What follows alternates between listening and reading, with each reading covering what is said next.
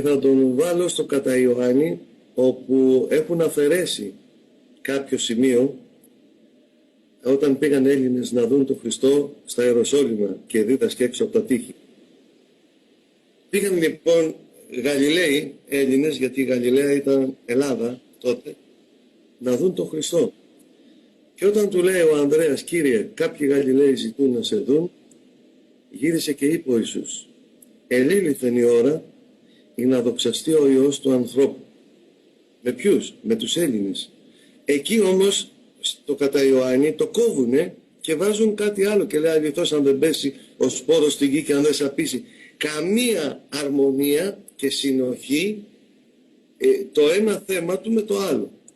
Διότι εκεί που κολλήσαν αυτό, που αφαιρεθήκαν από κάποιες συνόδους, για να μην φανεί ρατσιστής ο Θεός με τους Έλληνες, ότι τους ξεχωρίζει όπως κάνουν οι Εβραίοι, ότι είναι ο εκλεκτός λαός, εκεί συνεχίζει γιατί οι Έλληνες,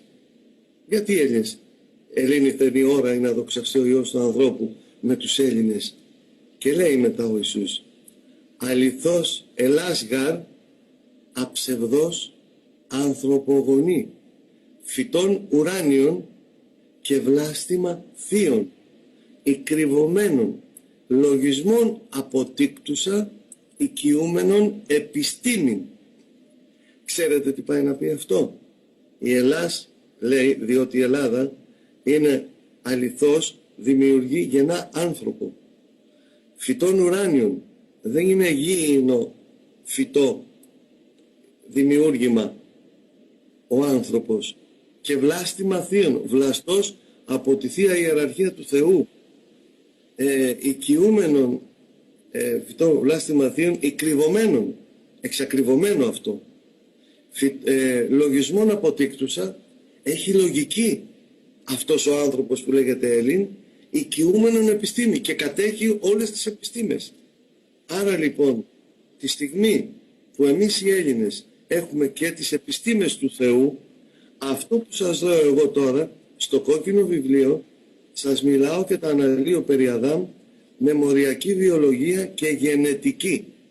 Σας μίλησα πριν για το δεξί κλόνο του DNA.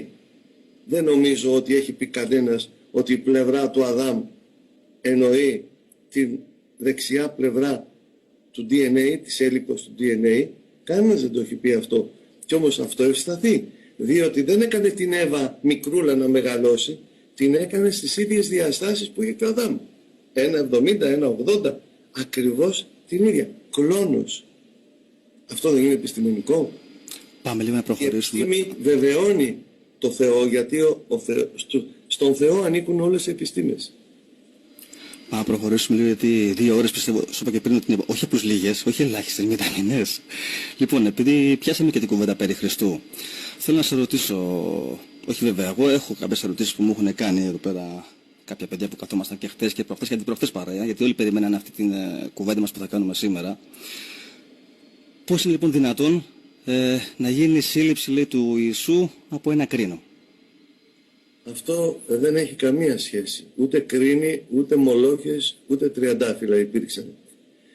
Ο κρίνος είναι ένα συμβολικό λουλούδι που το κάνουν σε αγιογραφίες, δείχνοντας ότι ο Θεός δεν είναι ποιημένος